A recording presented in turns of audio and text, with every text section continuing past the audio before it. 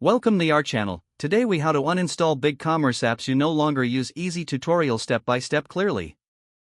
To uninstall BigCommerce apps you no longer use, start by logging into your BigCommerce account. Navigate to the dashboard of your store. In the left sidebar, locate and click on the Apps menu. This will take you to a new page showing all the installed applications. Scroll through the list to find the app you wish to uninstall. Once you locate the app, click on its name to open its settings page. On the app settings page, look for the uninstall button or link, usually found at the bottom or top of the page.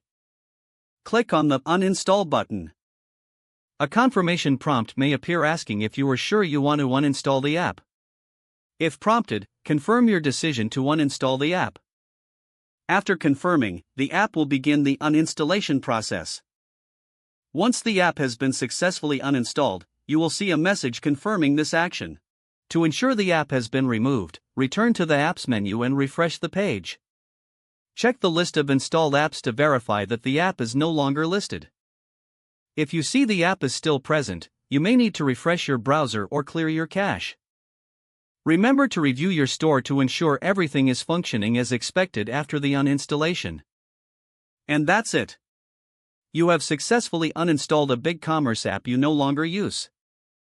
If the page does not load, refresh the browser or try again in a private or incognito window. Make sure you are using the correct email address, then retype it carefully to avoid small typos. If your password is not accepted, use the reset option and create a new strong password you can remember.